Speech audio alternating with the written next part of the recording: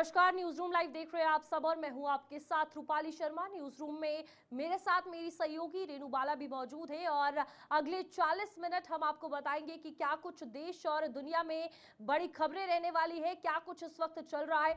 तो सबसे पहले नजर डालते हैं अभी की बड़ी हेडलाइंस पर और शुरुआत करते हैं सबसे पहली हेडलाइन के साथ। तो आपको बता दें कि सिंगापुर दौरे पर यूपी के सीएम योगी आदित्यनाथ रहने वाले हैं और वहां पर ग्लोबल इन्वेस्टर्स को लेकर चर्चा होने वाली है। डेलीगेशन के साथ बातचीत हुई है, इन तमाम चीजों को विस्तार से आपको बताएंगे और ये अब की बड़ी खबर है। तो आपको साथ में बता दें कि भारत में हेल्थ केयर सेंटर मजबूत होने जा रहा है और बहुत सारी दवाएं हैं जो लॉन्च होंगी और इसके हवाले से आपको और ज्यादा जानकारी भी प्रोवाइड करवाएंगे। बिल्कुल आगे बढ़ेंगे जहां पर बात करेंगे कि गुजरात में नगर निगम की बड़ी कार्रवाई हुई है। अब ये कार्रवाई क्या हुई है आपको बताते हैं कि बुलडोजर जो है वो चला है, जो नगर निगम की ओर से चला है। इसमें आपको बता दें कि कई बड़े विरोध भी देखने को मिल रहे हैं, तो इस हवाले से भी आपको जानकारी देंगे कि आखिरकार गुजरात में नगर निगम की जो बड़ी कार्रवाई है उसमें क्या कुछ तस्वीरें सामने आई। तो साथ ही में झारखंड के 48 शहरों में निकाय में मतदान जारी होने वाले हैं। क्या कुछ रहेगा इलेक्शन के दौरान, वोटिंग के दौरान, ये सारी जानकारी आपको प्रोवाइड कराई जाएगी। तो बिल्कुल ये था ये वोटिंग की बात और अब बात करेंगे मौसम के हवाले से। बिल्कुल मौसम जो है 10 राज्यों में बदलने वाला है क्योंकि बारिश का अलर्ट जो है मध्य प्रदेश और छत्तीसगढ़ में जारी हो चुका है। इस बीच कैसे मौसम करवट बदलेगा, कहां पर क्या कुछ रहने वाला है, इस हवाले से जानकारी देंगे। तो यहाँ पर आपको बता दें कि लेकिन सबसे पहले शुरुआत करने वाले हैं इस वक्त की बड़ी खबर के साथ और आपको बता दें कि बड़ी खबर इस वक्त की ये है कि 4 दिवसीय विदेश दौरे पर सीएम योगी आदित्यनाथ जा रहे हैं और आपको बता दें कि सिंगापुर और जापान का दौरा करते हुए सीएम योगी आदित्यनाथ नजर आएंगे। सिंगापुर दौरे पर यूपी सीएम योगी आदित्यनाथ जा रहे हैं। सीएम योगी के उत्तर प्रदेश दौरे पे सुनहरा अध्याय बताया जाएगा। आपको बता दें कि बहुत सारी बातें, बहुत सारे जो कार्य हैं वो उनके बारे में बताया जाएगा। सीएम योगी उत्तर प्रदेश को सुनहरा एक अध्याय बताएंगे। योगी आदित्यनाथ की अगर बात की जाए तो सिंगापुर जा रहे हैं जहां पर इंफ्रास्ट्रक्चर हो, उद्योग हो, इन तमाम चीजों को लेकर बातचीत की जाएगी। हालांकि फॉरेन डेलीगेशन के साथ वो बातचीत भी करते हुए नजर आए जहां पर उन्होंने उत्तर प्रदेश को उत्तम प्रदेश बनाने की क्या कुछ कड़ी है, किस तरीके से इन सालों में काम किया गया है इंफ्रास्ट्रक्चर के हवाले से या फिर बाकी डेवलपमेंट प्रोजेक्ट के हवाले से तमाम चीजें जो है वो रखी जाएंगी। हालांकि इसके बाद वो जापान भी जाने वाले हैं। ग्लोबल इन्वेस्टर्स को लेकर सबसे पहले बात होने वाली है और यूपी को निवेश और नवाचार का केंद्र जो है वो बताया गया है। 4 दिवसीय विदेश दौरे पर यूपी के सीएम योगी आदित्यनाथ और ये पहला मौका होगा जब किसी विदेश दौरे पर अकेले मुख्यमंत्री जाएंगे और अपने राज्य की अगर खास तौर पर बात की जाए तो वहां पर प्रेजेंटेशन, एक तस्वीर बदलती हुई जो झलक है, जो 2047 का सपना लेकर चलते हैं विकसित भारत का, उन तमाम चीजों में अपना योगदान बताया जाएगा। इंफ्रास्ट्रक्चर और उद्योग में प्रगति, यूपी सीएम योगी। आपको बता दें कि सिंगापुर में सीएम योगी की जीआईसी सीईओ में मुलाकात होगी और यूपी में इंफ्रास्ट्रक्चर निवेश पर हुई चर्चा। गंगा एक्सप्रेसवे प्रोजेक्ट की साझेदारी की सराहना भी होगी और साथ ही साथ यूपी के ग्लोबल निवेश हम बनाने पर जोर देंगे। 25 और 26 फरवरी को जापान दौरे पर जाएंगे यूपी सीएम, साथ ही साथ सिंगापुर दौरे के बीच योगी की पार्टी। आपको बता दें कि बेटियां सबकी जनहित मस्जिद के नाम पर नहीं किया जाता भेदभाव। योगी आदित्यनाथ ने आज सिंगापुर में जीआईसी यानी कि सीआईओ LIM चौक किया तो और उनके प्रतिनिधि मंडल में मुलाकात की। बैठक में उत्तर प्रदेश में दीर्घकालिक संस्थागत निवेश के अवसरों पर चर्चा हुई और खास तौर पर इंफ्रास्ट्रक्चर, लॉजिस्टिक, इंडस्ट्रियल पार्क और सख्त शहरी विकास। बिल्कुल ये तमाम वो चीजें हैं जिन पर फोकस रहा है, चाहे वो इंफ्रास्ट्रक्चर हो या फिर लॉजिस्टिक्स, इंडस्ट्रियल पार्क हो या फिर सतत शहरी विकास परियोजनाएं हो, यानी कि डेवलपमेंटल प्रोजेक्ट्स हो। सीएम योगी ने आपको बता दें कि उत्तर प्रदेश में जीआईसी की मौजूदा साझेदारियों की सराहना भी की है, जिसमें इंफ्रास्ट्रक्चर डेवलपर्स के साथ गंगा एक्सप्रेसवे और साथ ही साथ ग्रीनको के साथ सहयोग शामिल है। भागीदारी उनकी क्या कुछ है, ये तमाम चीजें वो बताते हुए नजर आए। मुख्यमंत्री ने कहा कि उत्तर प्रदेश वैश्विक निवेशकों के लिए यानी ग्लोबल इन्वेस्टर्स के लिए तेजी से उभरता हुआ आकर्षण का केंद्र बन रहा है, जहां पर इन्वेस्टर इन्वेस्ट करेंगे और प्रगति जो है वो दोनों तरफा यानी दो तरफा दिखेगी।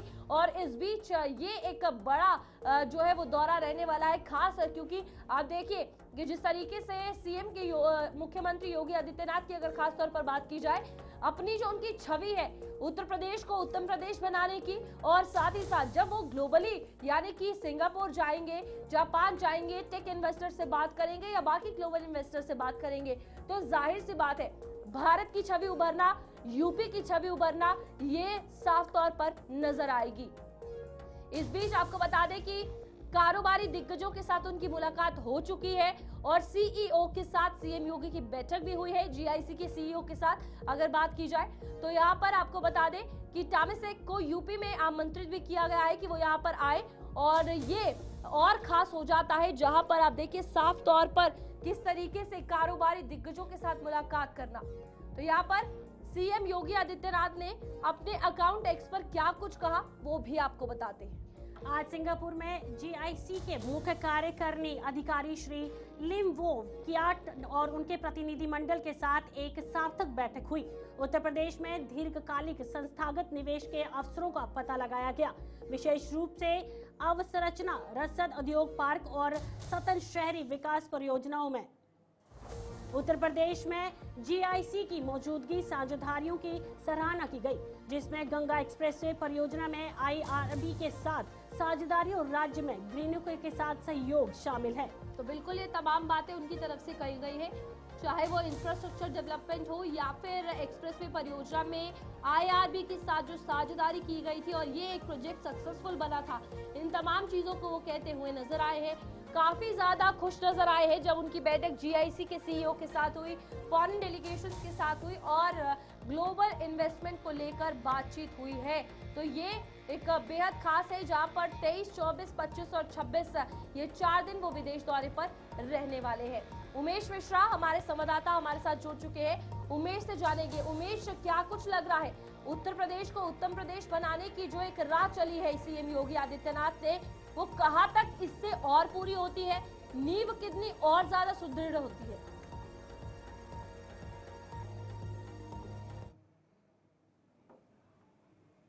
ये दौरा सिंगापुर उनके जाने का जो मकसद है वो मकसद ये है कि उत्तर प्रदेश को उत्तम प्रदेश कैसे बनाया जाए। कहीं न कहीं 2 दिवसीय दौरे पर उत्तर प्रदेश के मुख्यमंत्री योगी आदित्यनाथ वहाँ पर रहेंगे और सबसे बड़ी बात आप देखिए कि दौरे के दौरान तमाम जो कैसे उत्तर प्रदेश को उत्तम प्रदेश बनाया जाए, कैसे निवेश को बढ़ावा मिले, कैसे आर्थिक क्षेत्रों को लेकर दौरा है ये, वो तमाम जो निवेश और संभावनाएं हैं तकनीक की, उसको कैसे उत्तर प्रदेश में बढ़ाया जा सके, ये तमाम ये जो 2 दिवसीय दौरा है उत्तर प्रदेश के मुख्यमंत्री योगी आदित्यनाथ का, ये महत्वपूर्ण दौरा है। और कहीं न कहीं इस दौरे से आप देखिए कि किस तरह से भव्य और दिव्य तरीके से उनका स्वागत सिंगापुर में किया गया है और माना यह भी जा रहा है कि निवेश के लेकर उत्तर प्रदेश में कैसे निवेश बढ़े, कैसे और उत्तर प्रदेश को अच्छा बनाया जा सके, तमाम तकनीकों को लेकर, तमाम आर्थिक क्षेत्रों को लेकर ये महत्वपूर्ण कहीं न कहीं उत्तर प्रदेश के मुख्यमंत्री योगी आदित्यनाथ का ये दौरा है। और बिल्कुल जरूर इस दौरे से उत्तर प्रदेश को बहुत बड़ा फायदा होने वाला है आर्थिक क्षेत्र में, तमाम क्षेत्र में। तो कहीं न कहीं लगातार आप देख रहे हैं उत्तर प्रदेश किस तरह से लाइन आदर और तमाम चीजों को लेकर उत्तर प्रदेश के मुख्यमंत्री योगी आदित्यनाथ का नाम आता है। अब आप देखिए कि सिंगापुर दौरे पे गए हैं और वहां से निवेश और तमाम जो विकास की योजनाएं हैं ठीक है, वहां पर बैठ के बातचीत होगी तमाम लोगों से। तो ये माना जा रहा है कहीं न कहीं ये जो सिंगापुर का दौरा है उत्तर प्रदेश के मुख्यमंत्री योगी आदित्यनाथ का, ये बहुत ही महत्वपूर्ण है। ठीक है उमेश, जैसे आप सवाल पूछा गया था, आपसे एक और सवाल जानेंगे। जैसे यूपी में योगी जी जो है बाहर देश जा रहे हैं, तो क्या कुछ बातें हैं जो वो आ रही हैं और क्या कुछ फायदे जो हैं वो होने वाले हैं हमारे देश को? देखिए बिल्कुल लगातार कहीं न कहीं उत्तर प्रदेश के मुख्यमंत्री योगी आदित्यनाथ सिंगापुर की ये जो सबसे बड़ी बात है कि ये जो दौरा है, इस दौरे में कहीं न कहीं तमाम जो निवेश है, व्यापार है, तकनीकी है, सहयोग है, उसको बढ़ावा देना है और जो आर्थिक क्षेत्रों में भी कैसे राज्य में निवेश और विकास के अवसरों की जो संभावना है वो कैसे और विकसित की जाए, यानी उसका जो विकास है उसका कैसे रोड मैप तैयार किया जाए, इस पे जरूर ये जो बैठक है सिंगापुर में ये कहीं न कहीं इसको लेकर है। ठीक है उमेश, बहुत शुक्रिया आपका जानकारी देने के लिए। और इसी के साथ जीआईसी के सीईओ के साथ ये बैठक भी हुई है, बातचीत भी हुई है और अब 4 दिवसीय ये बेहद खास विदेश दौरा यूपी के सीएम योगी आदित्यनाथ का रहने वाला है। आगे बढ़ेंगे, एक और बड़ी खबर सामने आ रही है जहां पर भारत में हेल्थ केयर सेक्टर की तेजी देखने को मिली है। नए दवाओं के लॉन्च से विकास में बढ़ोतरी होगी। डिजिटल हेल्थ और बायोटेक में निवेश बढ़ेगा। साथ ही साथ अगले 3 साल में सेक्टर मजबूत होने की संभावना जताई जा रही है। भारत में स्वास्थ्य सेवा क्षेत्र अगले 3 वर्षों में और मजबूत होने की संभावना। सिस्टमैटिक की रिपोर्ट के मुताबिक नई दवाओं की लॉन्चिंग और नवाचार के चलते फार्मास्यूटिकल और हेल्थ केयर उद्योग में तेजी देखने को मिलेगी। बिल्कुल, आपको बता दें कि ये भी कहा गया है कि मेडिकल इंफ्रास्ट्रक्चर, डिजिटल हेल्थ हो या फिर बायोटेक सेक्टर हो, उसमें निवेश बढ़ने से क्षेत्र की स्थिर वृद्धि सुनिश्चित होगी। विशेषज्ञों का भी ये मानना है कि नई दवाओं और तकनीक के आगमन से मरीजों तक बेहतर स्वास्थ्य सुविधाएं या सेवाएं पहुंच सकेंगी। अब चाहे वो हेल्थ केयर सेक्टर में दवाओं का बढ़ाना हो या फिर नई लॉन्च करनी हो या फिर बाकी टेक यूजर्स की अगर बात की जाए, यहाँ पर मेडिकल इंफ्रास्ट्रक्चर को बढ़ाने के लिए किस तरीके से उनका योगदान रहेगा, इन तमाम चीजों में अगले 3 सालों में भारत और मजबूत होता हुआ नजर आएगा, जिसके चलते साफ तौर पर कहा जा रहा है कि भारत में एक हेल्थ केयर हब बने, भारत एक प्रॉपर मेडिकल के हवाले से साइंस को लेकर आगे बढ़ता हुआ जितने भी लोग स्वास्थ्य संबंधी मुश्किलों से जूझ रहे हैं उनके लिए एक सीधा पटल पर एक साफ सामान्य जो समाधान है वो लाया जाए। ये कहीं ना कहीं उसकी परफेक्ट एग्जांपल रहने वाला है, जहां नई दवाओं की लॉन्च से विकास में और बढ़ोतरी होगी। जो बीमारियों की दवाएं यहाँ पर नहीं मिल पाती थी उनकी मैन्युफैक्चरिंग ज्यादा हो और साथ ही साथ बाकी चीजों को लेकर हेल्थ सेक्टर किस तरीके से मजबूत करना है, ये अगले 3 साल का संकल्प है। कनाडाई विदेश मंत्री ने सुरक्षा को नई दवाओं के लॉन्च से विकास में बढ़ोतरी होगी और साथ ही साथ डिजिटल हेल्थ केयर और बायोटेक में भी निवेश बढ़ेगा। तो बिल्कुल यहाँ पर फिलहाल आपको बता दें कि एक और बड़ी खबर सामने आ रही है। कनाडाई विदेश मंत्री ने सुरक्षा को सर्वोच्च प्राथमिकता बताया है। साथ ही साथ विदेशों में कनाडाई नागरिक की सलामती सुनिश्चित। अंतर्राष्ट्रीय हालात पर नजर रख रही है सरकार। बिल्कुल, इसी बीच आपको बता दें कि आपात स्थिति में दूतावास से संपर्क करने की सलाह दी गई है। अनीता आनंद जो कि वहां के एम्बेसी की हेड है, आपको बता दें कि यहाँ पर भी अगर बात की जाए कनाडाई विदेश मंत्री ने भी ये बात कही है और अनीता आनंद की तरफ से भी ये बात कही गई है कि कनाडा में जो भी भारतीय नागरिक रह रहे हैं उनकी सुरक्षा और सलामती हमारी सबसे बड़ी प्राथमिकता है, प्रायोरिटी है। उन्होंने ये भी जोड़ा है कि सरकार लगातार अंतर्राष्ट्रीय परिस्थितियों पर नजर रखे हुए है और किसी भी संकट में तुरंत मदद मुहैया कराएगी। विदेश में कनाडाई नागरिकों की सलामती सुनिश्चित करेगी और अंतर्राष्ट्रीय हालात पर नजर रख रही है सरकार। तो आपको बता दें कि कनाडाई विदेश मंत्रालय विदेश में रहने वाले नागरिकों को सतर्क रहने और आपात स्थिति में स्थानीय अधिकारियों या दूतावास से संपर्क करने की सलाह देती है। तो वही अब बात होगी बिहार को लेकर, जहां पर आपको बता दें कि बिहार सरकार का एक और बड़ा और अहम फैसला आ चुका है, जिस बीच शैक्षणिक धार्मिक संस्थानों के पास मांस मछली की बिक्री पर रोक लगा दी गई है। नियमों का सख्ती से पालन करने के निर्देश जारी कर दिए गए हैं। साथ ही साथ बच्चों की सुरक्षा और सामाजिक भावनाओं पर जोर दिया है। पर्यावरण और नियमों का रखा जाएगा ध्यान और नई सरकार की पहल बिहार का बदलता चेहरा। बिल्कुल, पटना में बिहार सरकार ने ये शैक्षणिक और धार्मिक संस्थानों के आसपास तथा जो भीड़भाड़ वाले खुले इलाके हैं वहां पर मांस और मछली की बिक्री पर रोक लगाने का निर्णय ले लिया है। ये कदम नगर विकास विभाग के प्रधान सचिव के पत्र और जल कल्याण संवाद के दौरान उठाए गए मुद्दों को ध्यान में रखते हुए लिया गया है। उप मुख्यमंत्री विजय कुमार सिन्हा ने कहा है कि ये नई सरकार की पहल है और बिहार के बदलते चेहरे के दिखाती है। उन्होंने स्पष्ट किया है कि नियम सामाजिक बातचीत, बच्चों की सुरक्षा और पर्यावरण के दृष्टिकोण से बनाए गए हैं। भोजन पर कोई आपत्ति नहीं है। देखिए, नई सरकार की नई पहल बदलते बिहार का स्वरूप साफ झलक रहा है। हमने नगर विकास विभाग के अंदर बैठक कर और जन कल्याण संवाद के तहत बुद्धिजीवियों के साथ बैठक में जो विषय आया था उसको गंभीरता से लिया कि स्वास्थ्य के दृष्टिकोण से, सामाजिक सौहार्द के लिए और बच्चों के हिंसक प्रवृत्ति रोकने के लिए हम शैक्षणिक संस्था के निकट, धार्मिक संस्था के निकट और खुले में भीड़ भाड़ के जगह पर इस तरह के खुला मांस मछली की बिक्री कहीं न कहीं मेरे पवित्र भावनाओं को प्रदूषित करता है। इससे हटकर जो नियम है उस नियम के तहत लोग काम करें। हमको खान पान से आपत्ति नहीं, लेकिन सामाजिक सौहार्द और पवित्रता की भावनाओं को चोट न पहुंचे, किसी की भावना को ठेस न लगे और प्रदूषित सामान लोगों के स्वास्थ्य को खराब न करे, इस चिंता से हमने इस तरह के वातावरण को सख्ती के साथ नियम के तहत।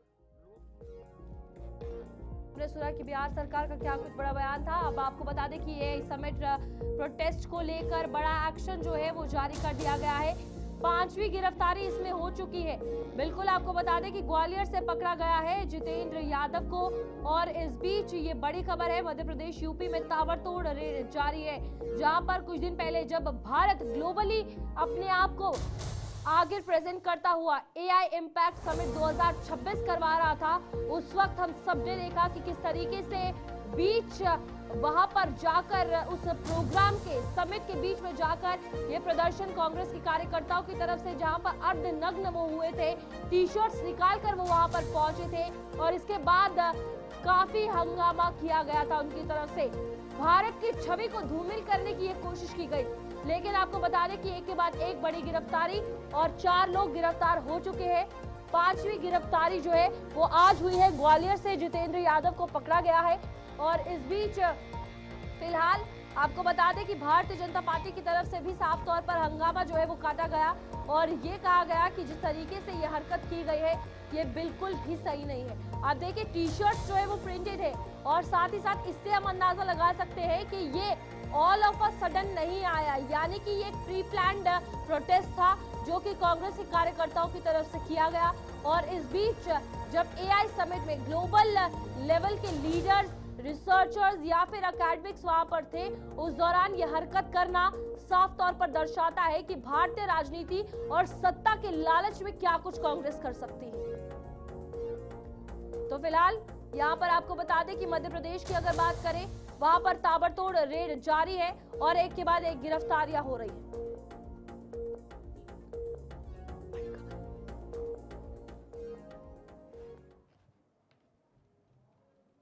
तो चलिए आगे बढ़ेंगे। एक और बड़ी खबर सामने आ रही है जहां पर आपको बता दें कि गुजरात में नगर निगम की बड़ी कार्रवाई हुई है।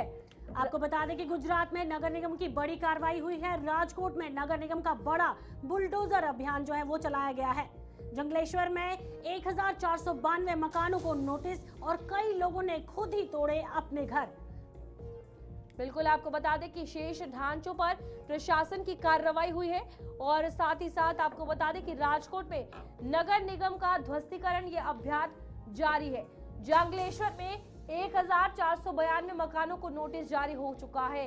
तो ये बड़ी खबर है इस वक्त की, जहां पर राजकोट में ये नगर निगम की बड़ी कार्रवाई, बड़े पैमाने पर ध्वस्तीकरण अभियान जो है वो शुरू किया गया है।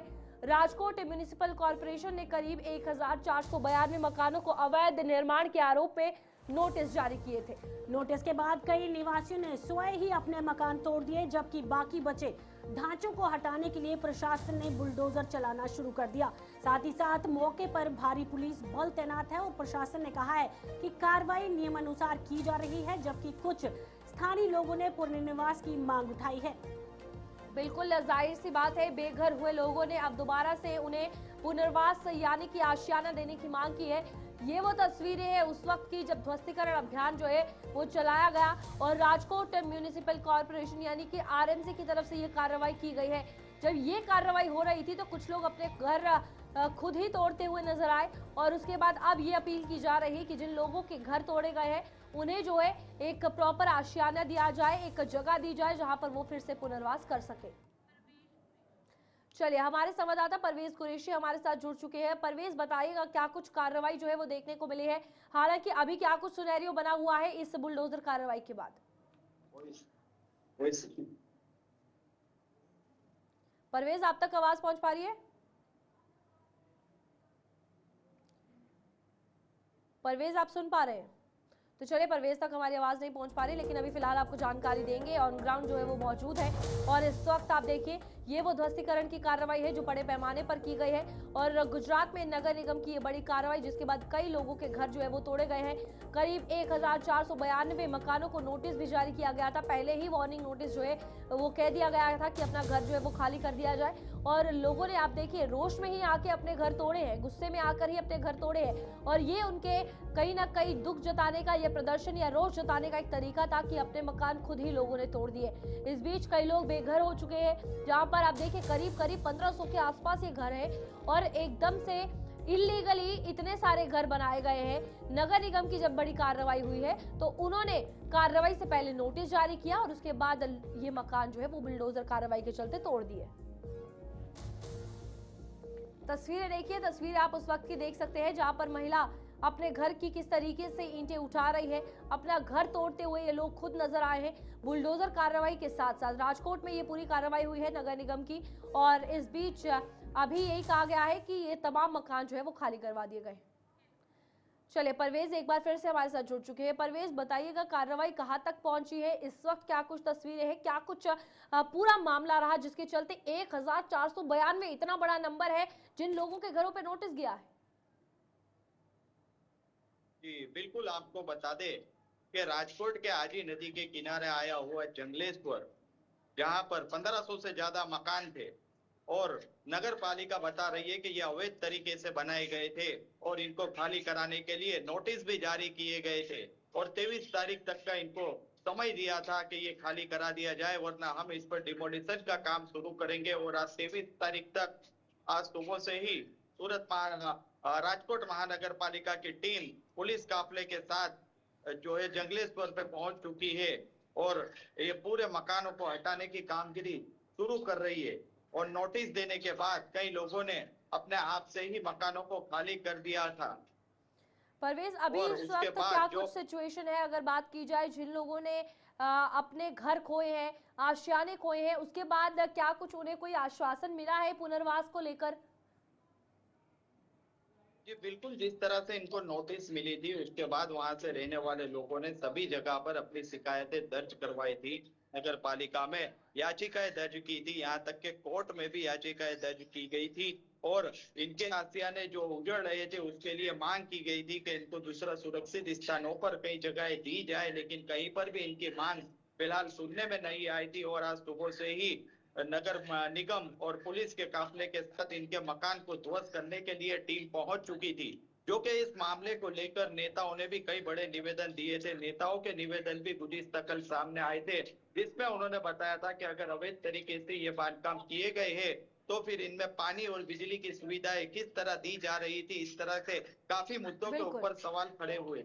ठीक है परवेज, बहुत बहुत शुक्रिया आपका जानकारी देने के लिए। और ये एक बहुत बड़ा सवाल है कि इसमें पूछा जाए कि आखिरकार जो लोग इलीगली अगर वहां रह रहे थे तो पानी और बिजली के कनेक्शन आए कहां से। फिलहाल वक्त हो चला एक छोटे से ब्रेक का, फौरन लौटते हैं।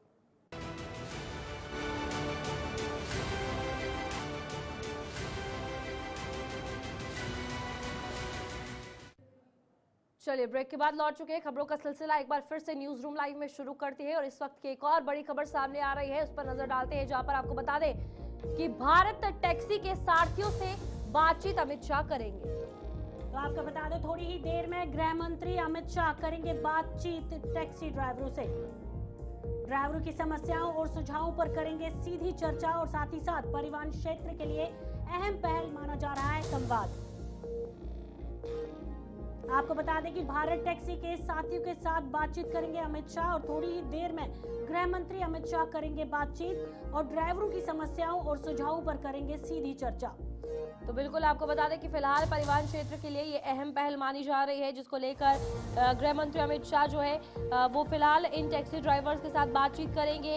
और आपको बता दें कि फिलहाल इसको लेकर कि क्या कुछ उन्हें ज़रूरत है, क्या कुछ वो मांग रखते हैं यात्रियों से लेकर हर एक चीज़ को लेकर कि टैक्सी ड्राइवर्स हो, तमाम परिवहन क्षेत्र के अंडर जो भी ड्राइवर्स आते हैं उनको लेकर ये खास बातचीत रहने वाली है।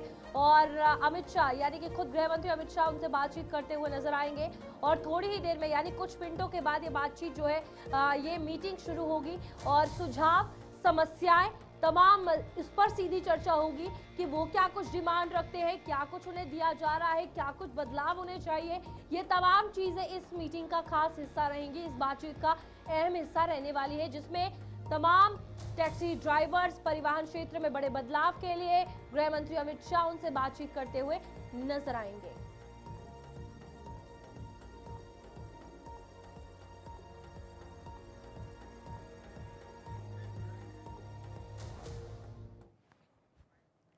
आगे बढ़ेंगे जहां पर बात होगी झारखंड की, क्योंकि वहां पर शहरी निकायों का चुनाव जो है वो जारी है। तो यहां पर 48 शहरी निकायों में मतदान इस वक्त जारी है। तो आपको बता दें झारखंड के 48 शहरों में निकायों में मतदान जारी रहेंगे और साथ ही साथ कड़ी सुरक्षा के बीच हो रहा है मतदान। और क्या कुछ देखने को मिलेगा ये भी आपको बता देंगे। कई दिग्गजों ने इसमें शिरकत की हुई है और दिग्गजों ने किया है आह्वान, मतदान केंद्रों पर उमड़ी भारी भीड़। तो बिल्कुल कई शहरों में लंबी कतारें जो है वो नजर आ रही है। ये वो तस्वीरें हैं जहां पर 48 शहरी स्थानीय निकायों यानी यूएलबी के लिए मतदान जारी है। कई बड़े चेहरे वहां पर अपना मतदान यानी वोट देने के लिए पहुंचे। चुनाव की अगर बात की जाए कुल मिलाकर झारखंड की, तो आपको बता दें कि 43.43 लाख से अधिक मतदाता है जो कि अपने मताधिकार का आज प्रयोग करने के पात्र है। और इस बीच नगर निगम और नगर परिषद और नगर पंचायतों के लिए ये इस मतदान को लेकर प्रशासन ने व्यापक तैयारी की है। और सभी मतदाता केंद्रों की सुरक्षा में कड़े इंतजाम किए गए हैं और संवेदनशील बूथों पर अतिरिक्त पुलिस बल तैनात की गई है। आप सभी को बता दें कि सुबह से ही कई शहरों में मतदाताओं की लंबी कतारें देखने को मिल रही हैं। चुनाव शांतिपूर्ण और निष्पक्ष ढंग से संपन्न कराने के लिए निर्वाचन आयोग सतर्क है। तो बिल्कुल हमने यहाँ पर अगर बात की जाए झारखंड की, तो आप देखिए कि तमाम तस्वीरें आपको दिखाने की कोशिश कर रहे हैं। सुबह सवेरे से ही आपको बता रहे हैं कि बूथ लेवल पर क्या कुछ चल रहा है, लोगों में कितना ज्यादा उत्साह है, कैसे वो बाहर वोटिंग के लिए आ रहे हैं। बूथ की अगर बात करें, सुरक्षा व्यवस्था की क्या कुछ इंतजाम है, बाकी क्या कुछ तैयारियां लोगों के लिए की गई है जो वहां पर आएंगे। और कई दिग्गजों ने मतदान हालांकि कर लिया है। और ये तस्वीरें हैं बूथ लेवल की जहाँ पर प्रॉपर सर्विसेज जो है वो दी जा रही है। इलेक्शन कमीशन की भी अगर बात की जाए, उनकी तरफ से भी कड़ी निगरानी इन वोटिंग्स को लेकर, इन पूरी प्रक्रियाओं को लेकर की जा रही है। आज मतदान हो रहा है। सुबह सवेरे से ही तमाम जो बूथ लेवल के ऑफिसर्स हैं वो वहां पर पहुंच चुके हैं और वहां पर पहुंच चुका है, मशीन वहां पर पहुंच चुकी है और तमाम जो लोग हैं वो लोकल लोग अपने स्थानीय मुद्दे लेकर नगर निकायों के चुनाव के लिए वहां पर आ चुके हैं।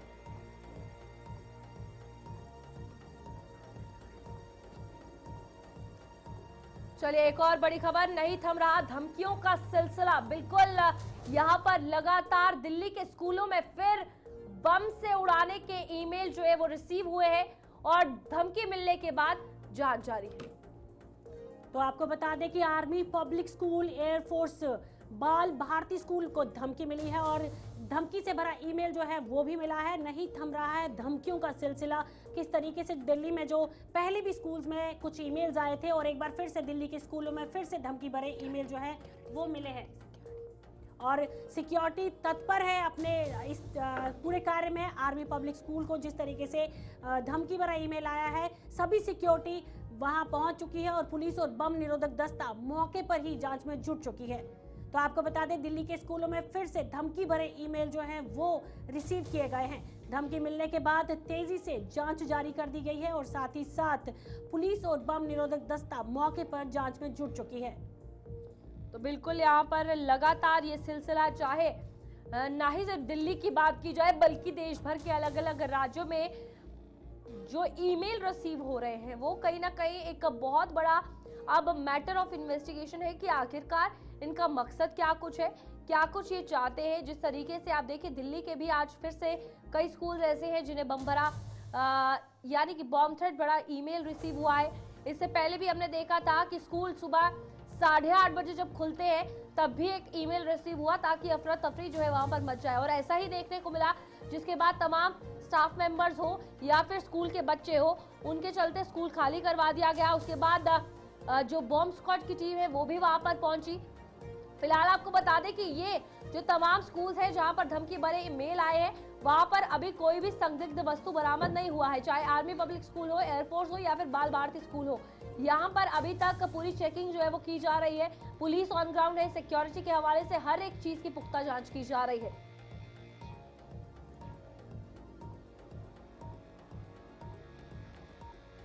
लगातार ये धमकियों का सिलसिला, बॉम्ब थ्रेट्स का सिलसिला जारी है। आर्मी पब्लिक स्कूल को आज सुबह सवेरे ईमेल रिसीव हुआ है जिसमें बम से उसे उड़ाने की धमकी जो है वो दे दी गई है।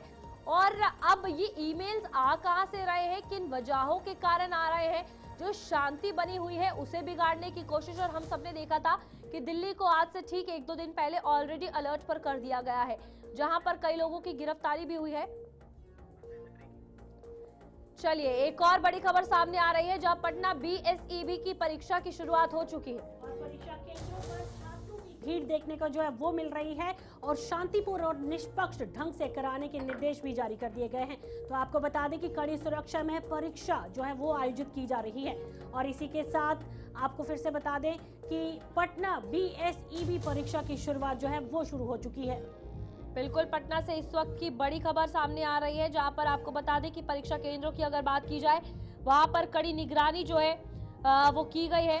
और फिलहाल ये बोर्ड के एग्जाम जो है वो शुरू हो चुके हैं। बिहार बोर्ड ने आपको बता दें कि आज दोनों पालियों में इंग्लिश का एग्जाम भी है और मैट्रिक की परीक्षा है, जहां पर 9 बजे के बाद एंट्री बंद कर दी गई थी। और अब तक आपको बता दें कि ना ही सिर्फ बात की जाए सुरक्षा व्यवस्था की, 16 बच्चे अभी तक आपको बता दें कि एग्जाम सेंटर से निष्कासित भी कर दिए गए हैं और 25 फरवरी को ये परीक्षा जो है वो खत्म होगी। बिहार बोर्ड मैट्रिक परीक्षा में आज दोनों पालियों में इंग्लिश का ही एग्जाम है और कुल मिलाकर 1699 सेंटर्स जो है वो बना दिए गए हैं और 9 बजते ही एंट्री बंद कर दी गई थी। इससे पहले चेकिंग जो है वो पूरे तरीके से की गई और दोपहर को 5:15 यानी 5:15 बजे दूसरी परीक्षा का समय जो है वो निर्धारित किया गया है और कम से कम 1 घंटा पहले केंद्र के अंदर पहुंचने के निर्देश भी जो है वो दिए गए हैं, जिसके चलते आज ये देखने को मिल रहा है कि 16 बच्चे जो है वो निष्कासित हो गए हैं। वो ऑन टाइम नहीं पहुंचे, जिसके चलते उन्हें एग्जाम हॉल में एंटर नहीं करने दिया जा रहा है। तो आप साफ तस्वीरों में देख रहे हैं कि इस तरीके से चेकिंग की जा रही है, बच्चों को पेपर के लिए, एग्जाम्स के लिए अंदर भेजा जा रहा है और साथ ही साथ जो दूसरी शिफ्ट में बच्चों के पेपर हैं वो भी बहुत ही अच्छे तरीके से अंदर जाने की उनको अनुमति दी जा रही है। पूरी चेकिंग के बाद शांतिपूर्वक और निष्पक्ष ढंग से जो पेपर है वो कराने के लिए सिक्योरिटी पूरी तरीके से तैयार है।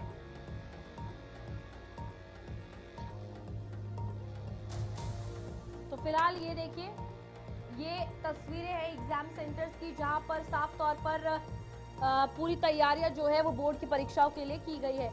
मनीष हमारे साथ जुड़ चुके हैं फोन लाइन पर।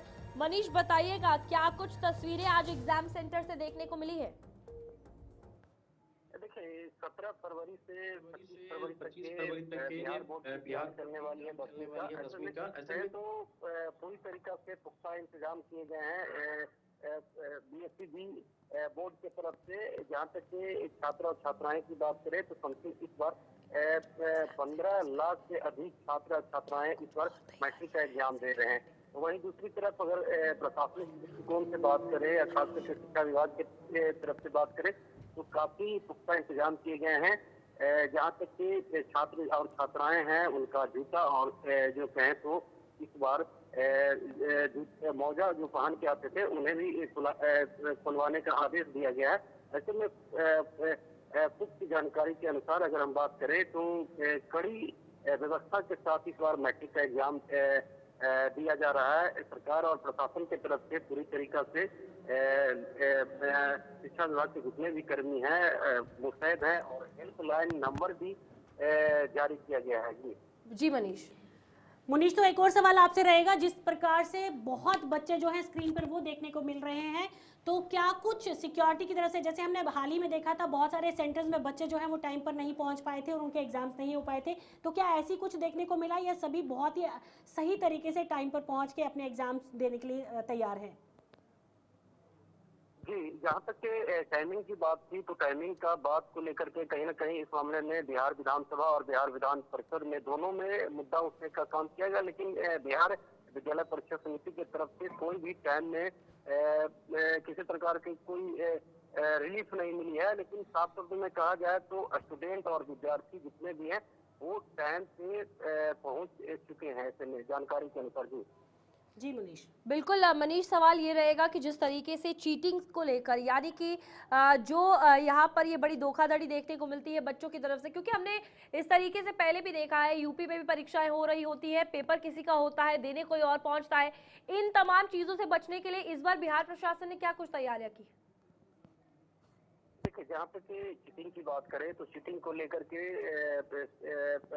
शिक्षक और प्रशासन की तरफ से साफ शब्दों में निर्देश दिया गया है कि आप मौजा पहन के नहीं आ सकते हैं। अगर जूता पहन के कोई विद्यार्थी आ रहे हैं तो उन्हें बाहर ही खुला दिया जाता है, और ऐसे में पूरा स्क्रीनिंग के साथ, चेकिंग के साथ अंदर भेजा जा रहा है कि ताकि किसी प्रकार का कोई चीट पुर्जा ले करके वो वहाँ पे मतलब परीक्षा केंद्र में न पहुँच पाए। इसको लेकर कहीं न कहीं शिक्षा विभाग भी पूरी तरीके से मुस्तैद है, और छात्र और छात्राओं से भी उन्होंने अपील किया है कि जो आप जानते हैं, आपने पढ़ाई की है, उसी को लिखने का काम करें और चीटिंग के चक्कर में न फंसेगी।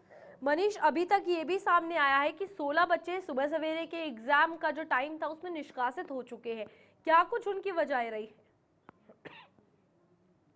देखिए, इसके बारे में पुख्ता जानकारी तो अभी नहीं है, लेकिन अगर जहाँ तक निष्कासित की बात करें तो निष्कासित का वजह यही हो सकता है कि कोई चीट या पुर्जा लेके गए होंगे या टाइम पे सही तरीका से नहीं पहुंच पाए होंगे, इस कारण से उन्हें निष्कासित किया गया होगा।